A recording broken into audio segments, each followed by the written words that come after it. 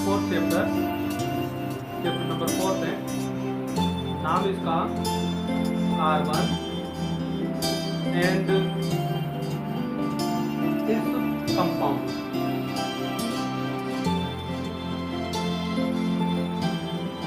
Carbon and its compound. अब इसमें आपको क्या ध्यान रखना इस चैप्टर में, सबसे पहले देखो कार्बन है, कार्बन के बारे में बात करेंगे अपन। आपने 9th क्लास में पढ़ा था कार्बन एलिमेंट के बारे में, आप अच्छी तरीके से जानते हैं। सबसे पहले इसकी बात करें तो कार्बन का जो एटॉमिक नंबर होता है, एटॉमिक नंबर वह 6 होता है। अच्छा, इसमें नंबर ऑफ प्रोटॉन्स जो हैं इसके न्यूक्लियस में वो भी 6 होंगे, और इसके क्या है कि नंबर ऑफ इलेक्ट्रॉन्स ये भी 6 होते हैं, ठीक है ना। न्यूट्रॉनों की यहाँ पर बात करने की कोई ज़रूरत नहीं है, क्योंकि अपने को क्या है कि वो काम भी मतलब नहीं है कि यहाँ पर केमिकल रिएक्शंस का पर्पज है केवल, तो अपन इलेक्ट्रॉन्स और प्रोटॉन्स की बात कर रहे हैं। हाँ, अगर आप न्यूट्रॉन्स की बात करें तो न्यूट्रॉन्स इसमें 6 होते हैं, ठीक है ना। तो मगर इससे अपना कोई लेना देना नहीं है, क्योंकि केमिकल रिएक्शंस में न्यूट्रॉनों का कोई इतना ये क्या है कि मतलब कोई भी मतलब पर्पज नहीं होता है एक तरीके से, तो इस वजह से अपन इसकी बात नहीं करेंगे, ठीक है ना। ओके, अब अपन बात करते हैं, ये तो कार्बन की एक तरीके से क्या है कि उसके बारे में जनरल नॉलेज थी। तो कार्बन जो है, अब अपन बात ये करते हैं इसके बारे में, इसकी स्ट्रक्चर तो ये हो गई। अब इसकी एटॉमिक जो स्ट्रक्चर है उसको भी देखते हैं। एटॉमिक स्ट्रक्चर देखेंगे तो आपने ये देखा है कि कार्बन के पास में 6 इलेक्ट्रॉन होते हैं। कितने इलेक्ट्रॉन होते हैं? 6 इलेक्ट्रॉन होते हैं। तो अब इनको अपन क्या है कि वही जो बोर न्यूक्लियर मॉडल है उसमें अपन क्या है कि शेयर करके देखते हैं। तो ये तो इसका न्यूक्लियस, और साथ में ये क्या है कि इसकी 2 इलेक्ट्रॉन्स इसमें है ना, फर्स्ट वाली में K में, और ये सेकंड वाली में 4 इलेक्ट्रॉन, ठीक है ना। तो इस तरीके से मतलब इसका इलेक्ट्रॉनिक कॉन्फ़िगरेशन क्या था, K और L में 2 और 4 इलेक्ट्रॉन, ठीक है ना। तो ये इसकी एटॉमिक स्ट्रक्चर है। इसकी नॉलेज आपने क्या है कि प्रोटॉनों की, न्यूट्रॉनों की, इलेक्ट्रॉनों की, और इसके एटॉमिक नंबर और इसकी स्ट्रक्चर के बारे में आप पहले से भी 9th क्लास से भी जानते हैं, तो इसमें कोई दिक्कत नहीं है। ये आप जनरल नॉलेज चीज़ें, ये से आपके लिए कोई नई चीज़ नहीं है ये कि इस वर्ष के लिए कोई नई चीज़ हुई है, ठीक है ना। तो ये इतना तक तो आप पहले से जानते हैं, कोई दिक्कत नहीं है। अब अपन बात आगे करते हैं, ये स्ट्रक्चर हो गई इसकी।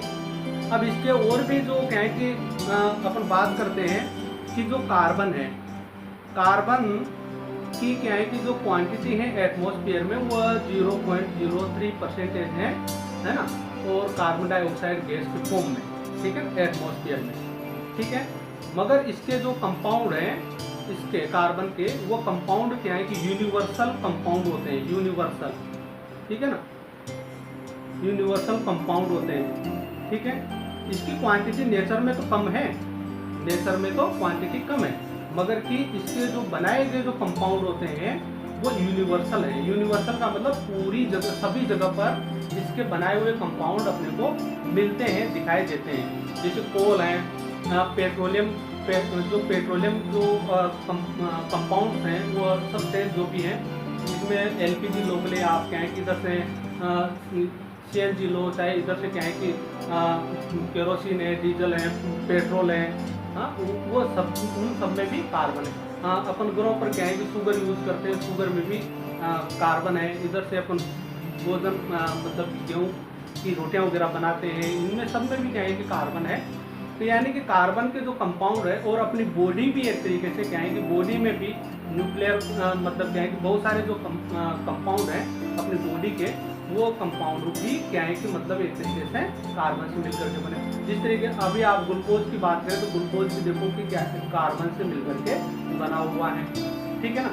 तो इस तरीके से मतलब कि कंपाउंड, इसके जो कंपाउंड हैं कार्बन के द्वारा बने हुए हैं, ये कंपाउंड यूनिवर्सल कंपाउंड है, मतलब ये सभी जगह पर अपने को मिलते हैं, ठीक है ना। इसलिए इसको, इस नेचर को क्या कहते हैं, कार्बन की इस नेचर को क्या कहते हैं, यूनिवर्सल नेचर कहते हैं। क्या कहते हैं इसको, इस नेचर को क्या कहते हैं, यूनिवर्सल नेचर।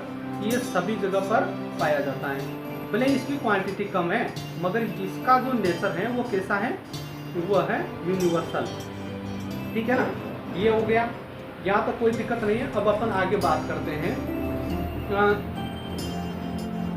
कार्बन के बारे में और भी। अब आपने क्या है कि देखो 9th क्लास में एक चीज़ पढ़ी थी, ये चीज़ क्या पढ़ी थी आपने कि ये इसकी क्या है कि मतलब कार्बन जो है उसके पास में उसका एटॉमिक नंबर 6 होता है और उसके इलेक्ट्रॉनिक कॉन्फ़िगरेशन जो है वो K और L में 2 और 4 इलेक्ट्रॉन होते हैं, ठीक है ना। अच्छा, आपने क्या है कि बोर मॉडल के अकॉर्डिंग जब उसकी वैलेंस रिप्रेजेंट करना देखा था तो आपने वहाँ पर कहा था कि आउटर मोस्ट शेल में अगर 4 से कम इलेक्ट्रॉन है तो इलेक्ट्रॉन क्या है कि बाहर निकलेंगे, ज़्यादा हैं तो इलेक्ट्रॉन लिए जाएंगे कंप्लीट करने के लिए, 8 इलेक्ट्रॉन कंप्लीट करने के लिए। मगर क्या है कि अगर यहाँ पर क्या है कि 4 इलेक्ट्रॉन है, मतलब मिड है, ठीक है ना, बीच वाला है, तो ये 4 इलेक्ट्रॉन दे भी सकता है और 4 इलेक्ट्रॉन ले भी सकता है, ये आप जानते हैं, इसमें कोई दिक्कत नहीं है। 9th क्लास का बताया हुआ मैंने आपको बता रखा है, ठीक है ना। तो ये यानी कि 4 इलेक्ट्रॉन ले भी सकता है, 4 इलेक्ट्रॉन लेकर के इस फॉर्म में भी जा सकता है, K और L, ये क्या है कि 2 और 8, यानी कि नियोन वाली कंडीशन में भी जा सकता है। और अगर ये 4 इलेक्ट्रॉन्स को बाहर निकाल दें तो ये क्या है कि मतलब K2 यानी कि हीलियम वाली जो कंडीशन है ना, इसमें भी जा सकता है, ठीक है। यानी कि ये 4 इलेक्ट्रॉन अपनी आउटर मोस्ट शेल जो L है उसमें से बाहर निकाल भी सकता है, आउट भी कर सकता है और गेन भी कर सकता है। गेन करके वो मतलब क्या है कि नियोन जैसा इलेक्ट्रॉनिक कॉन्फ़िगरेशन बना लेगा, ठीक है ना। तो ये तो आपने पहले देख रखी है, कोई दिक्कत नहीं इसमें। अब अपन बात क्या करनी है यहाँ पर कि इसका मतलब ये था कि कार्बन इलेक्ट्रॉन दे भी सकता है और कार्बन इलेक्ट्रॉन ले भी सकता है। तो यानी कि यहाँ पर जो है ना एक तरीके से तो 2 प्रकार के केस बनते हैं, ये आपने 9th क्लास में भी देखे थे, ठीक है ना। 2 प्रकार के केस बनते हैं। 2 प्रकार के केस क्या बनते हैं कि मतलब क्या है कि ये व्हेन द 4 इलेक्ट्रॉन गेन, मतलब कि ये 4 इलेक्ट्रॉन गेन करे तब क्या होगा, ठीक है ना।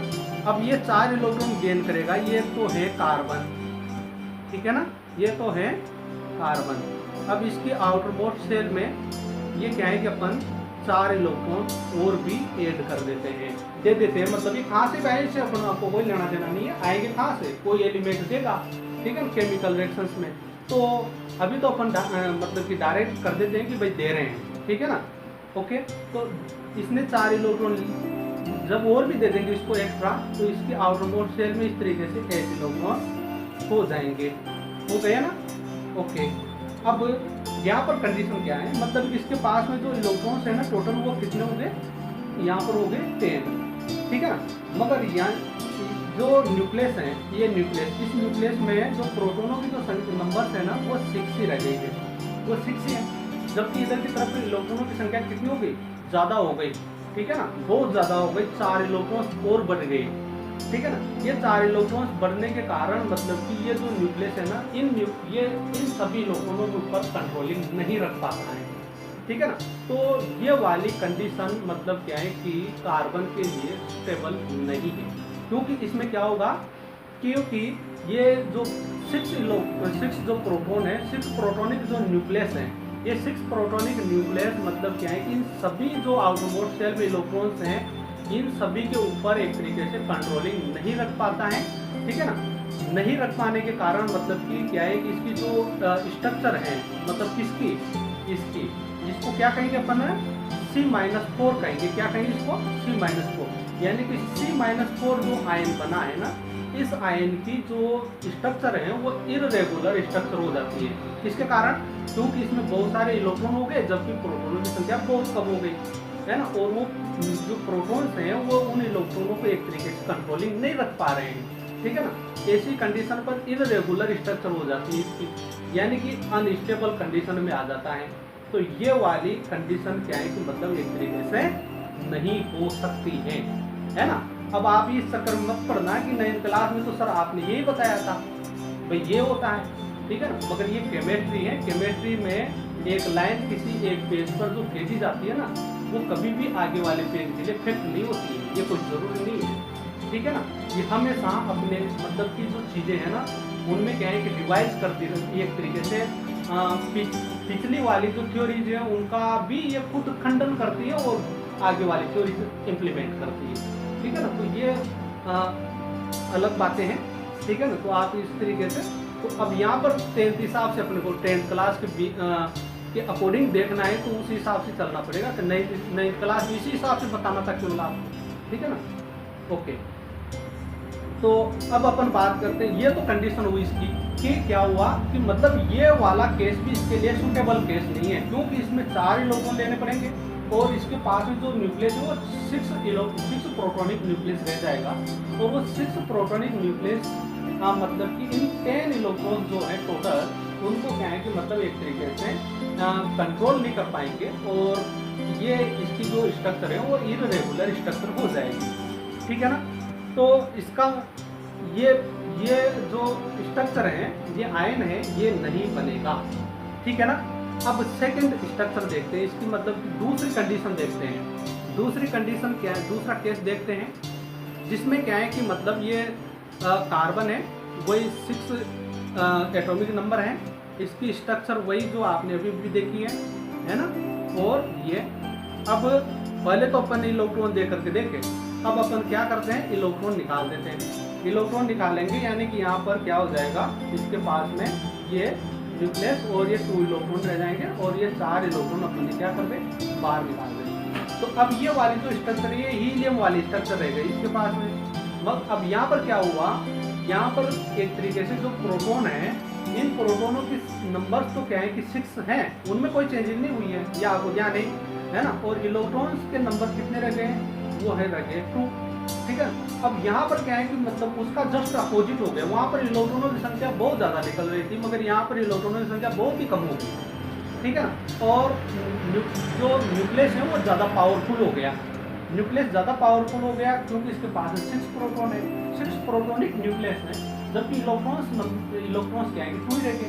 तो 2 रहने की वजह से क्या होगा कि ये जो 6 प्रोटॉनिक न्यूक्लियस है, ये इन इलेक्ट्रॉनों को इतने मतलब कि पावर के साथ में अट्रैक्ट करेगा कि इसकी जो क्या है कि ये जो स्ट्रक्चर है, ये स्ट्रक्चर मतलब कि हीलियम हाइड्रोजन से भी ज़्यादा छोटी हो जाएगी, ठीक है ना, बहुत ही स्मॉल हो जाएगी, है।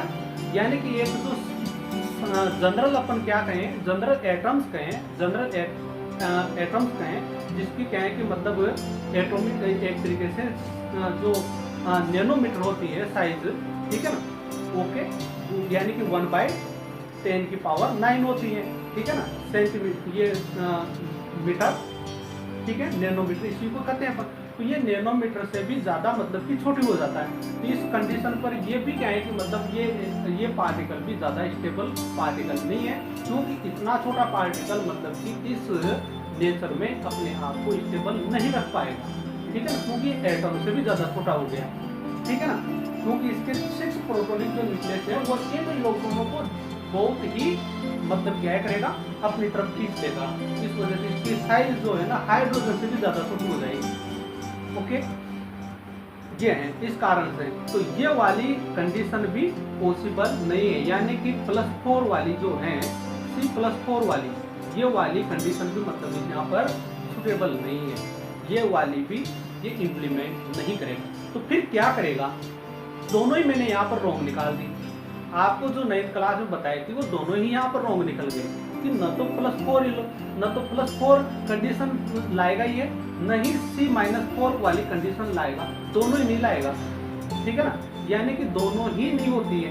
तो फिर कौन सी वाली होगी, जबकि 9th क्लास में तो आपको ये बताया था, ठीक है ना।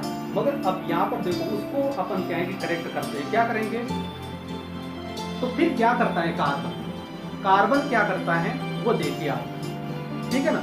तो आपको ये तो समझ में आ गया कि भाई कि ये दोनों ही कंडीशन मतलब कि 9th क्लास तक पढ़ने के लिए ही थी, ओके। अब ये यहाँ पर नहीं चलेगी, ठीक है ना, आप इतना सा अपने दिमाग में बिठाइए, ओके। अब अपन बात करते हैं तो फिर होगा क्या, ठीक है ना। अगर ये नहीं हो रहा तो फिर होगा क्या, तो उसको देखते हैं अपन, ठीक है ना। तो ये तो आप कार्बन को जानते ही हैं, ये तो कार्बन के पास में 6 इलेक्ट्रॉन है। अब इसकी जो क्या है कि मतलब कि एक तरीके से जो आपने स्ट्रक्चर देखी, वो स्ट्रक्चर क्या थी, ये स्ट्रक्चर थी, ठीक है ना, ओके। आगे बात समझिए, 6 ये वाली स्ट्रक्चर थी। अब इस स्ट्रक्चर को मतलब कि एक तरीके से डायरेक्टली एलिमेंट मतलब कि एक स्ट्रक्चर जो क्या है कि मतलब एलिमेंट की स्ट्रक्चर होती है, वो तो ये तो बोर मॉडल है। अब स्ट्रक्चर इसकी क्या है कि एलिमेंट की स्ट्रक्चर देखते हैं जो कि इसके बॉन्ड बनाने की है, बॉन्ड कैसे हुई, ठीक है ना। तो अब इसकी देखो जो इनर जो क्या है कि ये क्या है कि सेल है इनर वाली मतलब क्या है कि जो के वाली है उसकी तो अपन बात नहीं करेंगे, क्योंकि केमिकल बॉन्डिंग में इलेक्ट्रॉन्स का लेन देन जो भी होता है वो आउटरमोस्ट सेल से होता है, तो अपन अंदर वाले की तो बात करेंगे नहीं, ठीक है ना। तो बाहर वाली जो सेल है ना उसमें क्या है, इसके पास में 4 इलेक्ट्रॉन है, बाहर वाली सेल में कितने इलेक्ट्रॉन है, 4, ठीक है। इस तरीके से 4 इलेक्ट्रॉन है, ओके। ये 4 इलेक्ट्रॉन इस तरीके से है। तो इसकी जो एक तरीके से जो स्ट्रक्चर है ना, ये वाली स्ट्रक्चर होती है कार्बन की। कैसी स्ट्रक्चर होती है, इस तरीके की। इस स्ट्रक्चर को क्या कहते हैं, इसको कहते हैं टेट्रावेलेंट। क्या कहते हैं इसको, टेट्रावेलेंट। और हिंदी में कहते हैं इसको चतुष्क फलीय, ठीक है ना, टेट्रावेलेंट चतुष्फलीय, ठीक है। ये वाली स्ट्रक्चर होती है। अब ध्यान देना यहाँ पर कि मैंने अभी अभी आपसे कहा कि न तो ये 4 इलेक्ट्रॉन देगा और न ही 4 इलेक्ट्रॉन लेगा, ठीक है ना। तो अब एक बात ध्यान दीजिए, मैं इससे पहले आपको बॉन्डिंग पढ़ा चुका हूँ, ठीक है ना, आयनिक बॉन्डिंग और कोवेलेंट बॉन्डिंग, ठीक है, ये 2 बॉन्डिंग है। अब अपन इलेक्ट्रॉन्स का मतलब कि क्लियरली देना यानी कि ट्रांसफर करना या किसी से इलेक्ट्रॉन लेना, तो वो तो अपन आयनिक बॉन्डिंग में करते हैं ना ओनली, ठीक है। इसमें तो कोवेलेंट बॉन्डिंग में तो अपन इलेक्ट्रॉन को ट्रांसफर करते ही नहीं है, ठीक है ना। इसमें तो क्या करते हैं, इलेक्ट्रॉन्स का एक तरीके से शेयरिंग करते हैं। तो यानी कि कार्बन अब क्या करेगा, इलेक्ट्रॉन्स देगा लेगा नहीं, इलेक्ट्रॉन्स की केवल शेयरिंग करेगा किसी अदर एलिमेंट के साथ ओनली, ठीक है ना। कैसे, मतलब कि एक तरीके से इसको समझिए, ये कार्बन है, अब कार्बन के पास में 4 इलेक्ट्रॉन, ठीक है ना। अब ये 4 इलेक्ट्रॉन क्लियरली ना तो लेगा और नहीं ये 4 इलेक्ट्रॉन क्लियरली किसी को देगा, ठीक है ना। तो अब ये क्या करेगा, ये कोई भी जो दूसरा एलिमेंट है, मान लीजिए कि ऑक्सीजन ही आ गया, अब इस ऑक्सीजन के पास में 6 इलेक्ट्रॉन है, ठीक है ना, ओके। कितने इलेक्ट्रॉन है, 6, ओके। अब ये 6 इलेक्ट्रॉन है।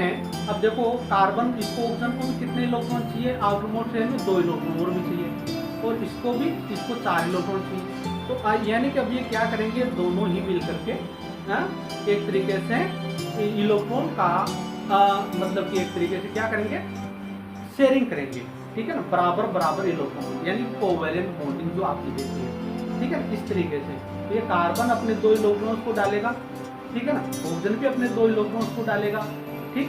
और इस तरीके से क्या करेंगे, ये कोवेलेंट बॉन्डिंग फॉर्मेशन कर लेंगे, ठीक है।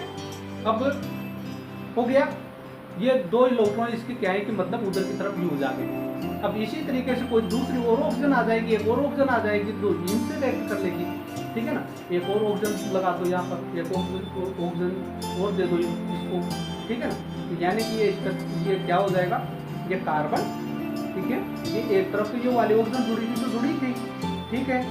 ये तो पहले वाले, अब ये 2 इलेक्ट्रॉन हो रहे थे, ये 2, इसको भी 2 इलेक्ट्रॉन की जरूरत है, यानी कि इसको भी 2 इलेक्ट्रॉन और जरूरत है, ठीक है ना। तो यानी कि यहाँ पर क्या होगा, ये 2 इलेक्ट्रॉन की और शेयरिंग करा दो, ठीक है, ये ऑक्सीजन, ये टोटल, ठीक।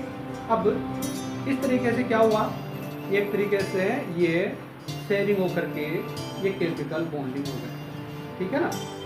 ये अब देखो इसमें 4 इलेक्ट्रॉन, ये 4 इलेक्ट्रॉन, 4 और 4 8 हो गए, यानी कि 8 इलेक्ट्रॉन कंप्लीट हो गए कार्बन के लिए। ऑक्सीजन के लिए भी 8 इलेक्ट्रॉन, इस ऑक्सीजन के लिए भी 8 इलेक्ट्रॉन कंप्लीट, इस ऑक्सीजन के लिए भी 8 इलेक्ट्रॉन कंप्लीट। तो इसका मतलब यानी कि ये जो चैप्टर है ना, यहाँ पर ये क्या कह रहा है, ये कह रहा है, आप इसको क्लियर समझो कि कार्बन मतलब क्या है कि अपने आउटरमोस्ट शेल से न तो इलेक्ट्रॉन देता है और न ही इलेक्ट्रॉन लेता है, ठीक है ना, ओके। यानी कि ये आयनिक बॉन्ड फॉर्मेशन नहीं करता है, ठीक। मगर ये क्या है कि कोवेलेंट बॉन्ड फॉर्मेशन करता है केमिकल बॉन्डिंग के थ्रू, ठीक है ना। केमिकल बॉन्डिंग में कौन सी बॉन्ड फॉर्मेशन करेगा, कोवेलेंट बॉन्ड फॉर्मेशन, ठीक है ना, किसी अदर एलिमेंट के साथ में इलेक्ट्रॉन शेयरिंग करके, ठीक है ना। तो ये तो क्लियर कराना था आपको, ठीक है ना। क्या क्लियर कराना था कि आप अब अपने एक स्टेटमेंट अपने दिमाग में ये फिट करना है कि कार्बन न तो इलेक्ट्रॉन देता है और न ही इलेक्ट्रॉन लेता है, बल्कि ये क्या है कि अदर एलिमेंटों के साथ में कोवेलेंट बॉन्ड फॉर्मेशन करता है, इलेक्ट्रॉन की शेयरिंग करा करके। ठीक है ना, आगे बात समझ, ये है बात। ओके, तो आपको इस बात का ध्यान रखना है। ठीक है ना, अब यहां से क्वेश्चन आता है, यहां से क्या क्वेश्चन आता है, यही क्वेश्चन आता है कि कार्बन न तो मतलब कि 4 इलेक्ट्रॉन देता है आउटमोस्ट सेल से एल से, और न ही 4 इलेक्ट्रॉन लेता है, यानी कि न तो C+4 फॉर्मेशन आयन फॉर्मेशन करता है, और न ही C-4 आयन फॉर्मेशन करता है। ठीक है, बल्कि ये कोवेलेंट बॉन्ड फॉर्मेशन करता है। क्यों? तो आपको इसका जवाब क्या देना पड़ेगा, पहले तो इन दोनों को समझाना पड़ेगा, क्योंकि अगर ये फॉर्मेशन कर रहा है तो वो 4 इलेक्ट्रॉन देगा, 4 इलेक्ट्रॉन देगा तो यानी कि उसके न्यूक्लियस में 6 प्रोटॉनिक न्यूक्लियस हो गया, और इलेक्ट्रॉनों की संख्या कम हो गई, बहुत कम हो गई। तो वो वाला पार्टिकल भी मतलब क्या है कि एक तरीके से C+4 भी स्टेबल पार्टिकल नहीं है, एलिमेंट नहीं है, वो वाला आयन भी स्टेबल आयन नहीं है, और ये वाला भी स्टेबल आयन नहीं है, यानी कि दोनों को अनस्टेबल बताना है पहले तो आपको। फिर आपको क्या करना है, फिर देना है कि ये कोवेलेंट बॉन्ड इसी कारण से बनाता है, क्योंकि इस कोवेलेंट बॉन्ड फॉर्मेशन में न तो कोई इलेक्ट्रॉन देने पड़ते हैं, न ही क्लियरली कोई इलेक्ट्रॉन लेने पड़ते हैं। ठीक है ना, उसमें केवल इलेक्ट्रॉनों का बराबर जो क्वांटिटी है ना, नंबर्स हैं, उनमें क्या है कि दोनों एलिमेंटों के बीच में क्या होती है, शेयरिंग होती है। इस वजह से कार्बन केवल कोवेलेंट बॉन्ड फॉर्मेशन करता है, न कि आयनिक बॉन्ड फॉर्मेशन। ठीक है ना, तो इस तरीके से आप इसको क्लियर कर देंगे, ये क्वेश्चन हो जाता है। ठीक है, तो ये तो क्या है कि कार्बन की यानी कि वो वाली जो 9th क्लास वाला वो जो मामला था उसको क्लियर किया मैंने, और साथ में क्या है कि आपको ये क्या करेगा ओनली वो आपको मैंने बताया। ठीक है ना, ओके।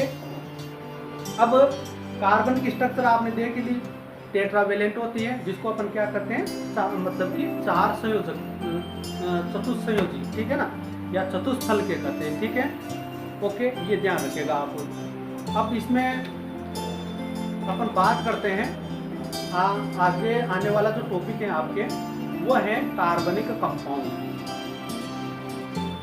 कार्बनिक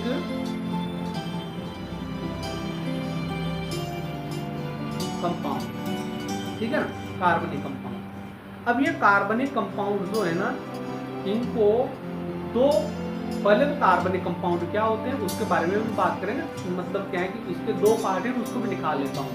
ठीक है ना, तो एक तो है इसका ऑर्गेनिक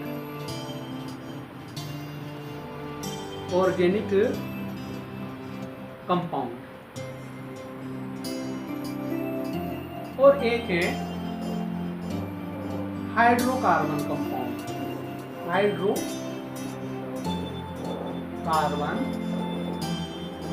कंपाउंड, ये मतलब कि ऑर्गेनिक, ये कार्बनिक कंपाउंड है।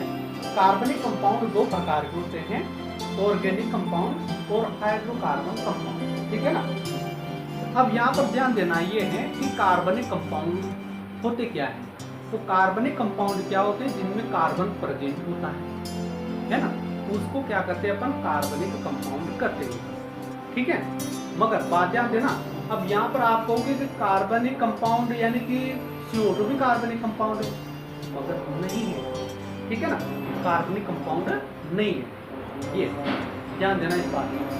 ठीक है ना, CO2 में कार्बन है, इसका मतलब ये भी कार्बनिक कंपाउंड है, मगर नहीं है।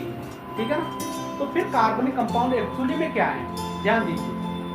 कार्बन है, कार्बनिक कंपाउंड है तो कार्बन तो आएगा ही आएगा, ठीक है, मगर कार्बन के साथ में क्या हो, हाइड्रोजन की हो, क्या हो, हाइड्रोजन होना चाहिए। ठीक है ना, तो ऐसी कंडीशन हाइड्रोजन है, ठीक है ना, हाइड्रोजन है तो ही अपन ऐसे कंपाउंडों को क्या कहेंगे, उनको कार्बनिक कंपाउंड कहेंगे। यानी कि कार्बन के साथ साथ में अगर उसमें हाइड्रोजन एलिमेंट भी अवेलेबल है, ठीक है ना, तो ऐसे कंपाउंडों को अपन क्या कहेंगे, उनको कहेंगे कार्बनिक कंपाउंड। ठीक है, ओके। अब आगे अपन चलते हैं, यानी कि कार्बन हो और कार्बन के साथ में विद हाइड्रोजन भी हो, ठीक है ना। ओके, ये दोनों कंपलसरी है, ये होने चाहिए और हो नहीं हो मगर कि ये होने चाहिए, ठीक है ना। तो उनको क्या कहेंगे अपन, कार्बनिक कंपाउंड। अब इसके दो पार्ट हैं, दो पार्ट क्या है, एक ऑर्गेनिक कंपाउंड, एक हाइड्रोकार्बन कंपाउंड। अगर मान लीजिए कि पहले अपन हाइड्रोकार्बन कंपाउंडों की बात कर लेते हैं। मान लीजिए कि ऐसा कोई कंपाउंड जिसमें केवल कार्बन और प्लस ओनली हाइड्रोजन ही है, ठीक है ना। क्या है, केवल कोई भी ऐसा कंपाउंड जिसमें केवल कार्बन और हाइड्रोजन ही है, जैसे ये CH4, ठीक है ना, मेथेन। अब इसमें कार्बन और हाइड्रोजन ही है, ठीक है ना। तो इसको अपन क्या कहेंगे, हाइड्रोकार्बन, जिसमें कार्बन और हाइड्रोजन ही है ओनली, ठीक है ना। ओके, तो ऐसे कंपाउंडों को क्या कहेंगे, हाइड्रोकार्बन कंपाउंड, ठीक, जिनमें कार्बन और हाइड्रोजन ही है ओनली, ठीक है ना। तो उनको कहेंगे अपन हाइड्रोकार्बन कंपाउंड, ठीक है। ऑर्गेनिक कंपाउंड किनको कहेंगे, ऑर्गेनिक कंपाउंड उनको कहेंगे जिसमें कार्बन है, हाइड्रोजन है और साथ में प्लस कोई भी अदर एलिमेंट है, अदर एलिमेंट, ठीक है। अब वो अदर एलिमेंट ऑक्सीजन हो सकती है, नाइट्रोजन हो सकती है, सल्फर हो सकती है, कोई भी हो, ठीक है ना। ओके, तो अपन उनको क्या कहेंगे, जब कार्बन के साथ में हाइड्रोजन तो हो ही, ठीक है ना, क्योंकि कार्बन के साथ में हाइड्रोजन तो होगा तभी तो कार्बनिक कंपाउंड कहलाएगा, और कार्बनिक कंपाउंड के भी दो पार्ट हैं, ठीक है ना। तो ये वाली कंडीशन कार्बन और हाइड्रोजन होना तो वहां से इम्प्लीमेंट हो गया, ठीक है ना। अब बात रही इन दोनों की, जो दो पार्ट है इसके, अगर कार्बन और हाइड्रोजन ही है तो हाइड्रोकार्बन, और कार्बन और हाइड्रोजन के साथ में अगर कोई अदर एलिमेंट भी है तो उसको कहेंगे अपन ऑर्गेनिक कंपाउंड, ठीक है ना। जैसे ये देखो C6H12O6, ये क्या है, ये कार्बन, ये ऑर्गेनिक कंपाउंड है। क्या ये ऑर्गेनिक कंपाउंड, कार्बनिक कंपाउंडों का, कार्बनिक कंपाउंडों में ऑर्गेनिक कंपाउंड है। ये क्या है, कार्बनिक कंपाउंडों में हाइड्रोकार्बन कंपाउंड है, ठीक है ना। तो मतलब क्लियर है, इनकी डेफिनेशन आप पढ़ लेना, कोई दिक्कत नहीं है। मैं पेजेस सेंड कर दूंगा, जिसमें पहले वीडियो देखना है, फिर पेजेस में बाद में सेंड करूँगा, और फिर आपको क्या है कि उन पेजेस को देखना है, क्योंकि मेरे को ध्यान है कि पेजेस सेंड करते, पेजेस का काम तो कर लेते हैं मगर वीडियो को देखते नहीं है, ठीक है ना। तो पहले आप वीडियो देखो, फिर पेजेस सेंड करूँगा, फिर काम करूँगा, ठीक है ना। नहीं तो समस्या खड़ी होती जाएगी। 10th क्लास है, 10th क्लास का जो सिलेबस है ना, ये खत्म नहीं होता है, ध्यान रखिएगा, वो मुश्किल से खत्म होता है। हाँ, ओके, तो ये समझ में आ गया, कोई दिक्कत नहीं है। अब अपन बात करते हैं सबसे पहले ऑर्गेनिक कंपाउंडों की, ठीक है ना। हाइड्रोकार्बन कंपाउंडों का आपने बहुत बड़ा, मतलब कि आगे वाला जो पोर्शन पूरा ही है ना, हाइड्रोकार्बन कंपाउंडों का ही है, मगर अपन यहाँ पहले अपन क्या है कि शॉर्टकट में ऑर्गेनिक, जो आपके केवल एक पैराग्राफ लायक है, ठीक है, ठीक है, उसको अपन पहले पढ़ लेते हैं। ऑर्गेनिक कंपाउंड, तो organic compound those compounds which formed by the carbon elements with hydrogen and other element is called organic compound, ठीक है ना। मतलब कि हाइड्रोजन के साथ में कार्बन अदर एलिमेंट से मिल करके कोई कंपाउंड बनाता है ना, तो उसको कहते हैं अपन ऑर्गेनिक कंपाउंड, ठीक है। दूसरी बात, अब इनकी स्टोरी भी देख लेना आप। इनकी स्टोरी क्या है कि जो ऑर्गेनिक कंपाउंड है ना, इन ऑर्गेनिक कंपाउंडों को पहले तो नेचुरल कंपाउंड ही माना गया था, ठीक है ना। नेचुरल कंपाउंड क्या, क्योंकि ये क्या है कि मतलब एनिमल और प्लांट बॉडी से ही क्रिएट होते थे पहले। मतलब क्या है कि पहले आदमी में ये धारणा थी कि ये केवल इन्हीं से ही बनाए जा सकते हैं और दूसरे से नहीं, मतलब कि इनको लेबोरेटरी में क्रिएट नहीं किया जा सकता है, ठीक है ना। ये अवधारणा किसने दी थी, ये मतलब ये थ्योरी किसने दी थी, ये थ्योरी दी थी क्या है कि इसने ओलर ने, किसने दी थी, ये ओलर,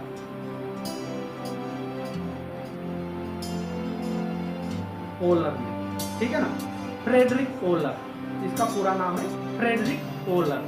इस फ्रेडरिक ओलर ने बताया था कि ऑर्गेनिक कंपाउंडों को केवल नेचुरल, तो ये नेचर में ही बनाया जा सकता है इनको, यानी कि एनिमल और प्लांट भी अपनी बॉडी में क्रिएट कर सकते हैं, इनको लेबोरेटरी में अपन क्रिएट नहीं कर सकते हैं। ठीक है, ठीक। तो ये जो इसने क्या है कि मतलब थ्योरी इम्प्लीमेंट की थी ना, इस थ्योरी को विटल फोर्स नाम दिया था। इसने क्या कहा था? Whittle force. विटल फोर्स का मतलब होता है देवीय शक्ति, ठीक है ना, और देवीय शक्ति यानी कि नेचर। ठीक है, आगे बात सुन, यानी कि इसका कहने का मतलब ये था कि प्लांट और एनिमल बॉडी में ही केवल वो देवीय शक्ति है कि यही केवल ऑर्गेनिक कंपाउंडों का फॉर्मेशन कर सकती है। ठीक है ना, इनको अपन लेबोरेटरी में क्रिएट नहीं कर सकते हैं। ठीक है, तो ये इसने कहा था। मगर बाद में जाकर के इसकी मतलब क्या है कि इसका एक जो स्टूडेंट था, है ना, आप वो मेरे स्टूडेंट, तो आप भी उसी तरीके से करना। ओलर का क्या है कि स्टूडेंट था जो कि आपने सुना होगा बर्जिलियस, ठीक है ना, वही बर्जिलियस जो आपने 9th क्लास में पढ़ा है। ठीक है ना, तो उस बर्जिलियस ने क्या किया, उसने क्या है कि मतलब सबसे पहले उसने क्या है कि मतलब इसको एक तरीके से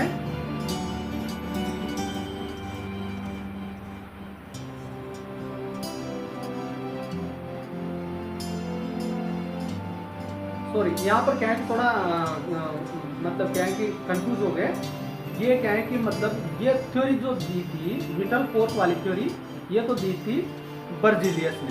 सॉरी, वो क्या है कि उल्टे हो गए, ये दोनों ही व्यक्ति कर यहाँ पर।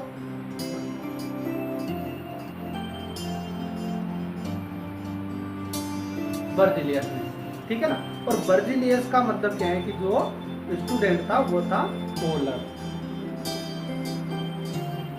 ठीक है ना, ओके। तो यानी कि ये जो विटल फोर्स थ्योरी है, ये विटल फोर्स थ्योरी तो दी थी बर्जिलियस ने, ओके।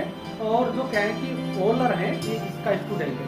इसने क्या कहा, इसने क्या किया कि देखिए गुरुजी ने तो कहा, जो कह दिया, मगर अपन क्या है कि देखिए एक बार प्रयास करके तो देखें लेबोरेटरी में कि इन ऑर्गेनिक कंपाउंड में देखो कोई सा भी कंपाउंड अपन क्या है कि लेबोरेटरी बना ले तो, ठीक है। तो ऐसा इसने प्रयास किया, तो ऐसा प्रयास किया तो इसने क्या किया, ऑर्गेनिक कंपाउंड कोई सा बनाने के इसने क्या है कि मतलब एक तो कार्बन के मतलब वो लिया, ठीक है ना, ओके। और इसने क्या है कि मतलब सबसे पहले इसको ये क्या है कि साइनाइड है ना, और इसको कार्बन डाइऑक्साइड के साथ में गर्म करके, ओके, और इसको क्या है कि मतलब एक तरीके से इसने क्या किया, ये NH2CO NH2 इसका फॉर्मेशन किया, ठीक है ना, NH2CO NH2, साथ में मेथेन गैस भी ली थी इसने, NH4 ये भी, ठीक है ना। तो इस गैस का, इसका क्या है कि यूरिया का फॉर्मेशन किया इसने, किसका, यूरिया का, ओके, यूरिया फॉर्मेशन किया इसने, किसने, ओलर ने, ठीक है ना। इन सभी को लेकर के हीट करा करके एक तरीके से जो भी मतलब क्या है कि रिएक्शन कराए, इनके बीच में रिएक्शन करा करके इसने सबसे पहले यूरिया का फॉर्मेशन किया। और यूरिया क्या है, देखो इसमें कार्बन रहा, इसमें ऑक्सीजन रहा, इसमें हाइड्रोजन रहा, नाइट्रोजन रहा, यानी कि ऑर्गेनिक कंपाउंड है ये, क्या है ये, ऑर्गेनिक कंपाउंड, ठीक है ना।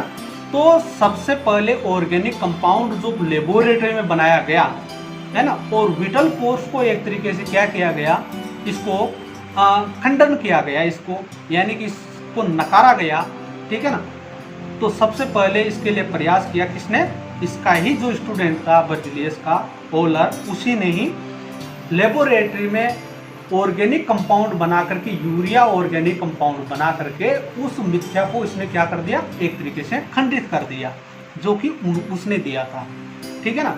तो इसीलिए ही इस यूरिया को first created organic compound in laboratory, ठीक है ना, कहा जाता है इसके लिए, मतलब कि सबसे पहले तो इसमें लेबोरेटरी में बनाया गया ऑर्गेनिक कंपाउंड कौन सा है, यूरिया, ठीक है ना, ये आपको ध्यान रखना है, ओके।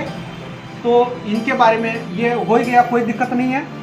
अब ये तो ऑर्गेनिक कंपाउंडों की हिस्ट्री हो गई एक तरीके से, तो आपको केवल इसमें से इतना सा ध्यान रखना है, क्योंकि आपके जितना सा सिलेबस में है ना, उतना सा ही बता रहा हूँ मैं, क्योंकि इसका एक पैराग्राफ है केवल ऑर्गेनिक कंपाउंड होगा, और ओनली आपके हैं क्या, हाइड्रोकार्बन कंपाउंड।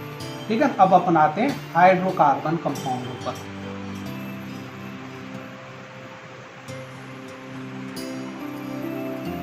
कंपाउंड, ठीक है, तो हाइड्रोकार्बन कंपाउंड्स क्या होते हैं? हाइड्रोकार्बन कंपाउंड्स होते हैं those compounds which formed by only carbon and hydrogen element.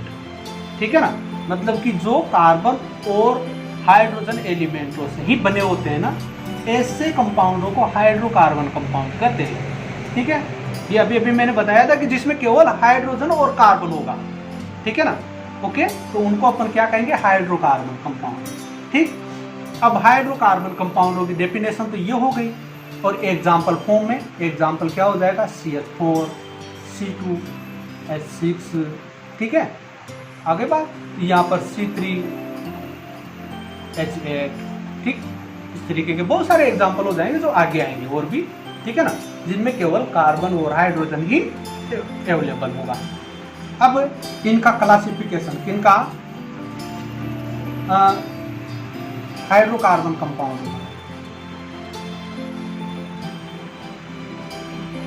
Classification of hydrocarbon compound. ठीक है, अब इनका क्लासिफिकेशन क्या है, इसको मैं मिटा देता हूं वापस से, है ना। ये हाइड्रोकार्बन,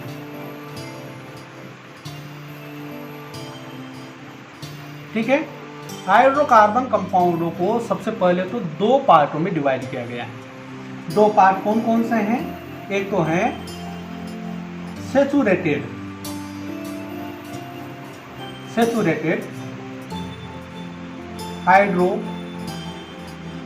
हाइड्रोकार्बन कंपाउंड, ठीक है, और एक है अनसैचुरेटेड हाइड्रोकार्बन कंपाउंड। ठीक है ना, ये दो प्रकार के हाइड्रोकार्बन कंपाउंड होते हैं। अब ध्यान देना, सैचुरेटेड हाइड्रोकार्बन कंपाउंड क्या होते हैं, अनसैचुरेटेड हाइड्रोकार्बन कंपाउंड क्या होते हैं, इनको एक एक करके पढ़ेंगे। ये तो क्लासिफिकेशन है एक तरीके से, मतलब क्या है कि जिस तरीके से अपन ने 9th क्लास में क्लासिफिकेशन पढ़े ना, एनिमल्स के क्लासिफिकेशन, प्लांट क्लासिफिकेशन, तो उनका एक चार्ट बनाया था अपन ने, उसी तरीके से पहले चार्ट, फिर एक एक करके पढ़ेंगे इन सभी को ही। मगर यहाँ पर शॉर्ट में मैं समझाता चलूँ आपको।